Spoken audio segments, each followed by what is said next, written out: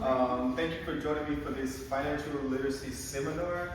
We want to try and make this easy and simple as possible. Okay? So if I'm going too fast or you're not understanding something, please leave your questions at the end and I'll make sure I get to them. And we're only going to be here for about 20 to 30 minutes, not too long. So just to start off, my name is Malik East, and I'll be your leader today. So the topics I'll be covering is pretty much who I am, what my business is all about, and why I'm doing this. After that, I'll switch gears and tell you a story from the Bible. It's going to take us to a concept called the 3 ways that money grows. So my story is a little different. I have 2 dads. One is a pastor and the other one, he works in tech. So naturally, I started working in IT. I got drawn to entrepreneurship because of my mom. And I got into finances because we don't really learn about that growing up. Not in school, unless you come from a family household like that. You know, they teach you about it. My life looked a lot like what most of us are taught. Go to school, get good grades, get a good job, and that's supposed to be the formula for success. And I did that. But no one ever taught me how money actually works. I didn't grow up in a household where we talked about credit, we didn't talk about taxes, we didn't talk about investing, and we didn't talk about no life insurance at all. It wasn't until I got married that something clicked. I realized that if I was going to lead a family, I had to understand more on just how to not just earn money, but how to multiply it, how to grow it, how to protect it, how to make it work for us. So that's when God placed different men in my life, family men, men of faith, who were in the financial service industry. They taught me the power of using life insurance as a line of credit. The 3 ways that money grows, a strategy that we never knew, right? That information renewed my mind and changed the trajectory of my life from where I was headed before to where I'm headed now. So now I started my own company with a mission to teach others the same things that changed my life. I want to help people shift their mindset, grow generational wealth, and unlock what they didn't think was possible, just like I did. This is more than just a business to me, it's ministry. It's my purpose. And as I look towards the future, my vision is to build a community of leaders, families, and entrepreneurs who know how to make their money work for them. Because once you learn the truth, you will never look at it the same way no more. All right. So the name of my business is Seven Incorporated, which is a financial marketing organization. We market financial products on behalf of insurance companies. Our business model allows us to offer financial products with a more unique design that you won't find anywhere else. It gives our clients the power to have their own private bank. The way that it works. So the way that it works is you get the lowest death benefit that the IRS is going to allow us. The lowest that the IRS is going to allow us. This is going to allow us to where we can just grow our money risk-free and tax-free. By doing this, it's going to reduce the cost and the fees. And our client can access their money via electronic transfer or just a check sent to your house. So you're either going to start small or you just go big. It just depends on you. Now, the reason I'm doing this is because the average person that's educated people about stuff like this is with the ages between 40 and 65. Okay, he's an old white male. I'm not racist. I'm not going to say, nothing like that. It's just, if the average person is between 40 and 65, then who is he talking to about stuff like this? People like him, people in his community, his friends, they know about the stuff like this. And who are the ones that's not in the room that's getting left behind? You, me, minorities, we're not getting this kind of information not getting passed on to us.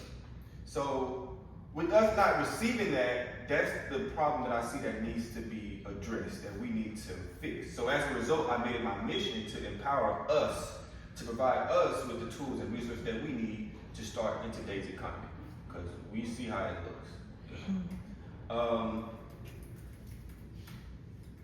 So now, as an entrepreneur, we get paid based off the size of the problem that we solve. Now I'm solving three major problems in my community, and the first one is distribution. I'm able to teach people who look, talk, and act like me about money and finances. Whether you're a woman, Gen X, Gen Z, minority, whatever, you're able to get the same education that another class of individuals get. The second one is financial literacy. We don't learn how money works in America. Not in school, not in college, and unfortunately, most of us don't even learn at home. So what happens? We're going to make mistakes in our 20s and our 30s with some bad money advice, and we're going to try to recover in our 40s just to get back on track in time for retirement. It's not the best wisdom, but that's just all we know. You know? So when I say I teach financial literacy, what I mean is IRS tax exemption codes like 7702, 101A, 72E, how they help grow our money tax-free. How to protect your hard-earned money from taxes and inflation. So what's the infinite banking concept? You know, how to become your own banker. Financial terms that we don't hear in our community, I teach here at Seven Bank Incorporated. The last but not least is entrepreneurship. I don't care how old you are in America today, if you're saying, Malik, I want to open up a business, then the first thing that I'm going to tell you is that you have to attract two of the larger generations, and that's the Gen Zs and millennials, okay? First thing you got to know is that we're different. Most of us don't want to work a job for 40 years for a 401k that's probably not going to be there when we retire, okay? We want to travel on our own terms and not because we have to travel for work. We want to just travel on our own terms. We want to live our best life and get paid what we're worth and have an impact on our community. And the last I checked, that's hard to do behind a desk or a kiosk. It's going to require some entrepreneurship, okay? So if you're wondering, okay, cool, Malik did a great introduction, I like that. Like, how are you solving these problems, right? At this point, I'm about to switch gears a little bit and tell you a story from the Bible that's going to take us on and let God show you the next day.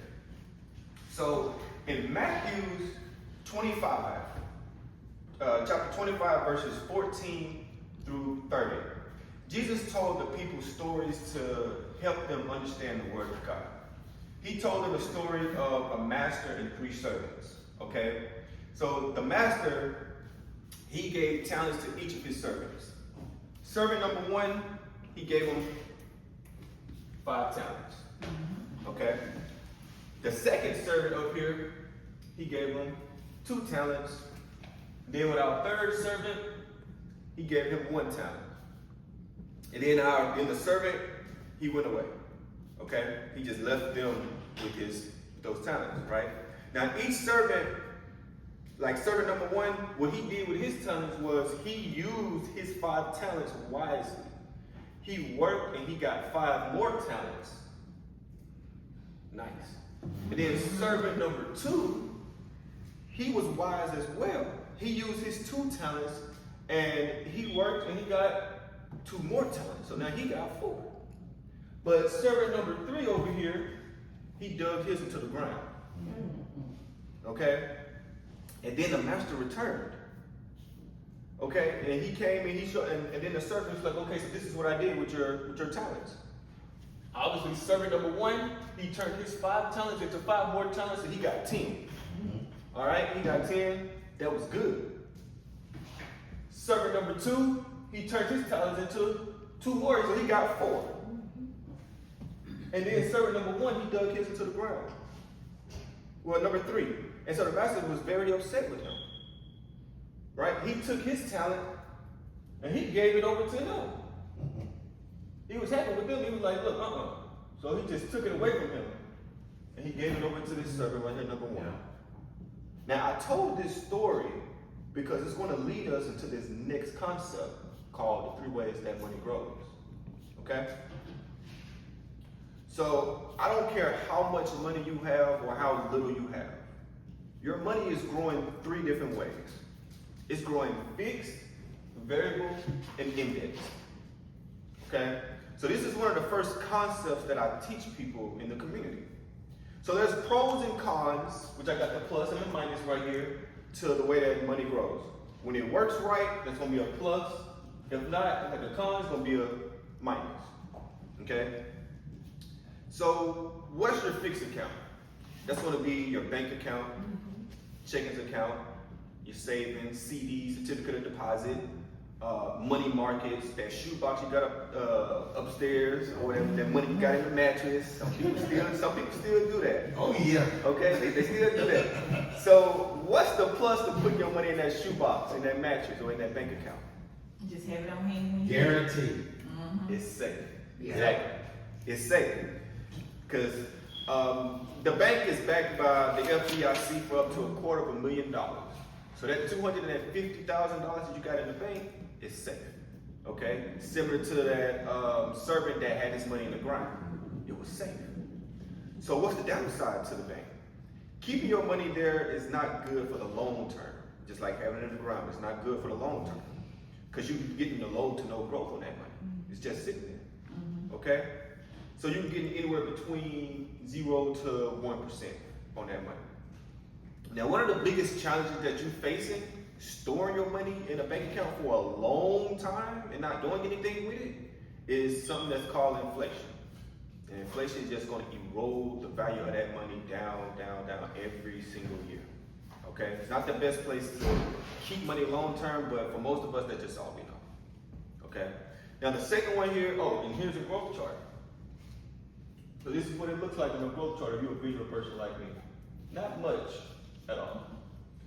So the next one we have is variable. Variable, when I meet most people that have like a variable account, they have 401k. They have some cryptocurrencies. Some of them buy like individual stocks through Robinhood. Okay, they're great to have. And the plus to like owning your own rental property or having some shares in Apple or having a 401k is you can experience growth on your money. Similar to that other servant that took his 2 talents and made him 4 talents.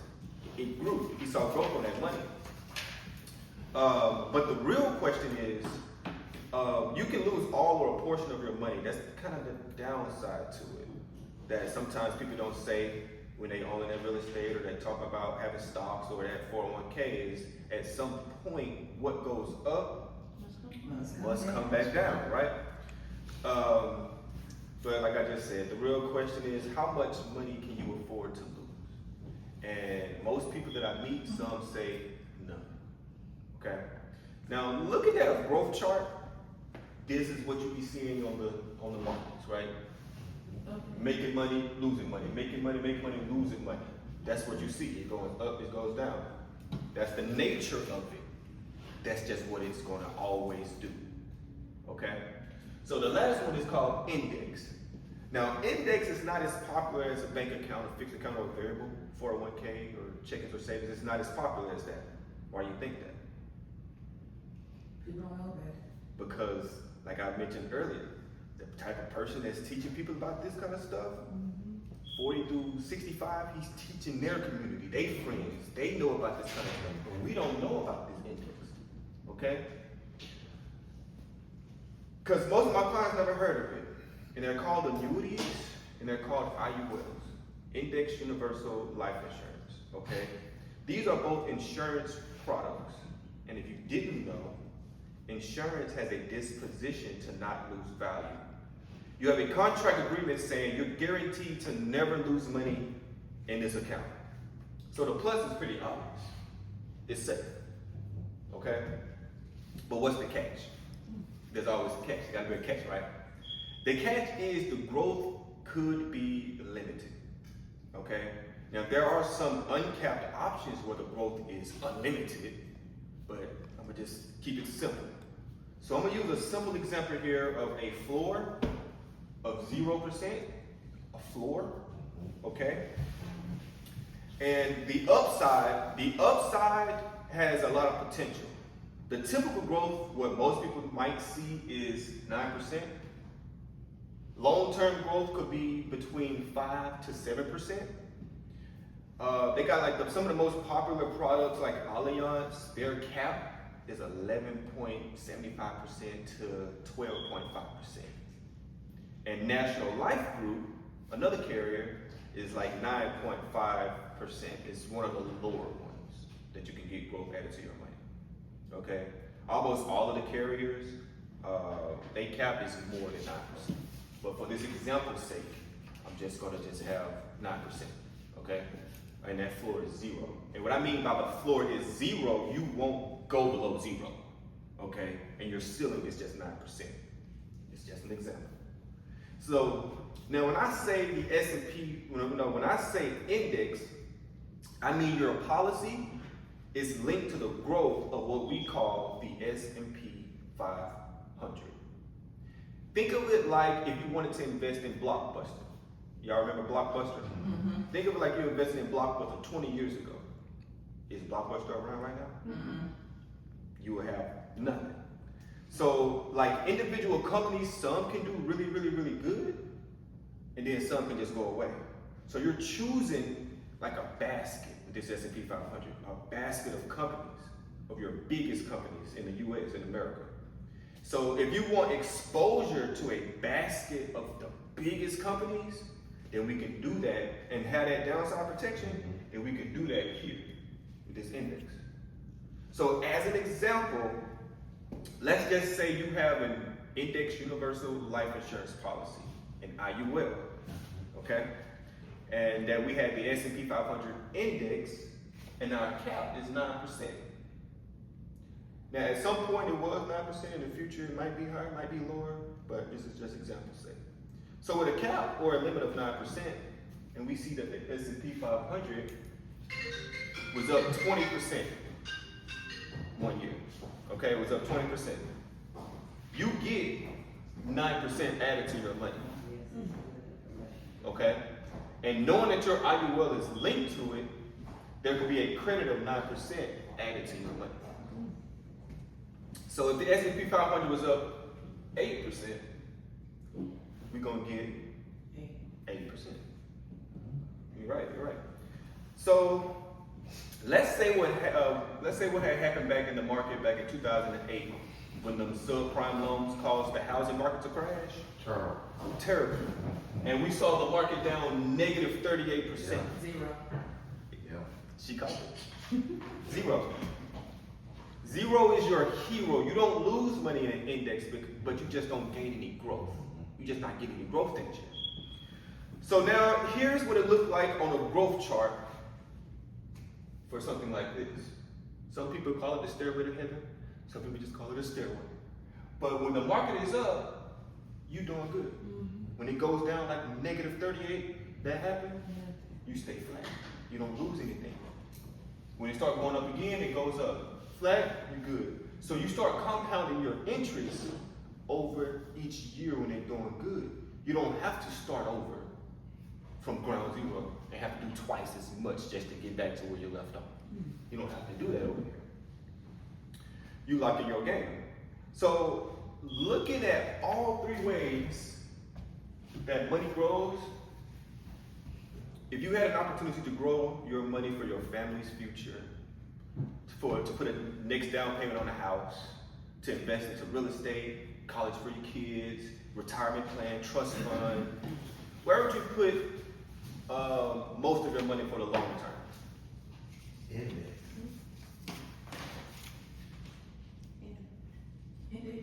Round. Index. Okay. Most people say bank, most people say 401k, IRAs, and some be saying index. Now, if somebody say put all your eggs in one basket, I wouldn't trust that person, okay? That's good. I wouldn't trust that person. Somebody say, just be careful of that guy. They say, put all your eggs in one basket. No. So when it comes to your fixed account, your bank account, and your savings, what goes in that, right? At least 3 to 6 months worth of expenses is what I say. So when you get your paycheck, whatever your paycheck is, you take a little of that out of your checkings account and just put just a little into your savings. All the way up until to 3 months worth of expenses. And that's called your emergency fund. So just in case if anything happened, you got an emergency fund saved up, okay? Then when it comes over to our variable account, we enjoy the growth on our 401k. We enjoy our company match. We like to see that stuff.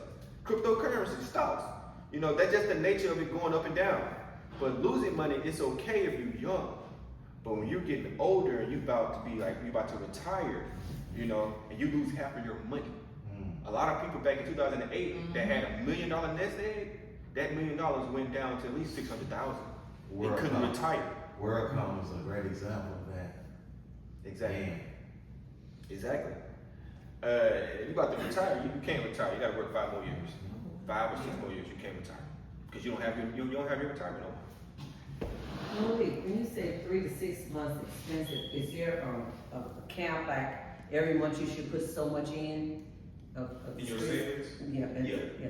So whatever your check is, just make sure you save at least $50, $100, just whatever it is. Just make sure you pay yourself first. And as you keep doing it each time, it's just gonna grow and it's gonna grow and it's gonna grow. If you save $250 out of your paycheck, if you get paid once a week, in a month, you'll have 1,000. See, a lot of people don't look at it like that. You know, even if you save $10, $20, your profit over so many years, you'd be amazed at how much money you have. But no, then you take that little hamburger money or whatever, the drink money or going out to eat money and start investing towards that, which is, you know, we don't do that. But now I want to ask you something about the universal life. You know, some people say universal life is not safe. You know, they make you put all this money into this policy and then at the end, you don't get paid. And then I heard you talk about universal life on today. So what is your thoughts on that? So universal life is different from indexed universal life. Indexed universal life, Okay. your money is connected to the S&P 500. Okay, gotcha. So it's permanent. It's a permanent policy as well. But it's universal life and indexed universal life are 2 different things. Okay. Yeah. Okay, now I understand that. Mm-hmm. I just never understood that, you know, they have the, I never could read the rates. You know how it says up today, and I'm thinking, okay, 9.25, what is that? You know, I was investing, but I didn't know how to read the charts. I got You didn't feel me, so that's what I definitely wanted to understand. you. I got you. So there are a few guys in the financial service industry that I studied really close. And I read a few of their books. Doug Andrew, The Laser Fund is one of them. Tony Robbins, he got a book called Unshakable. Jake Thompson, he got a book called Money, Wealth, Life Insurance. And Warren Buffett. If you haven't heard of Warren Buffett, he's one of my favorites. He got 2 rules when it comes to money. Rule number 1, don't lose money. Makes sense, right? Rule number 2 is don't forget rule number 1. That's all it is. It's just those 2 rules, you know? So if you like me, growing up, most of us weren't really taught about money this way. We were not taught about money this way. So why didn't you say Dave Ramsey? You don't like him? It's not that I don't like him, it's just, he's just wasn't someone that God placed in my life to listen to. I'll just Some of his things I like. Yeah. Now, I'm going to circle around here because we like the safety in our bank accounts. Right. And we don't like that low 0 to 1%. We like the growth in our 401ks and our stocks and our real estate, but we don't like losing our little portion. And with the index, we like the safety. And then it's like you got this downside protection. And this limit is like you get the best of both worlds here. Okay? So let's just say there's one last concept called principal protection. We're gonna be rich today, okay? So let's say you had $10,000. I gave you 10,000. I gave you 10,000. You 10,000. You 10,000. I gave out about $40,000 today.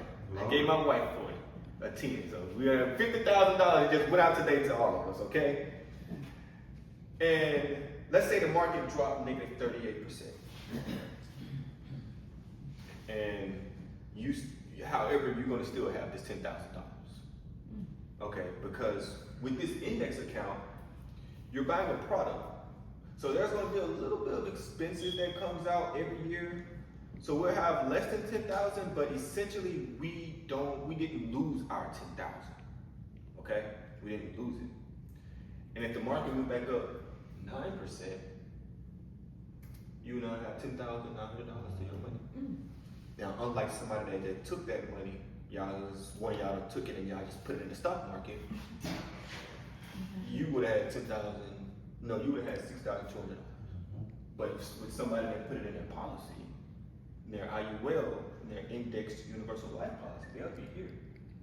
Somebody that put it in the stock market, they'll be. So they gotta do twice as much just to catch up with somebody that had already kept their money safe. And they can continue growing even higher, and they gotta do twice as much just to try to catch up. You know? So that's it for the most part. That's why in most cases, not losing money gotta be more important than just making money. And then that's it. Thank you for joining me for this presentation. If you have any questions or would like to learn more about IULs, go to this link here. You can take your phone, scan this link here to book an appointment with my beautiful wife, Michaela. The only thing that she asks is serious people only. She has a lot going on and her time is very valuable. So you just book an appointment. There'll be a screening process to get your health status and just your information. And if it all goes well, then you will speak with me after and we'll get you started. And then that's it. Just look forward to hearing from you and y'all have a wonderful rest of your day. Can you maybe recap for him and Maggie? Maggie's on her way. I'm so sorry. Yeah, that was it. Yeah.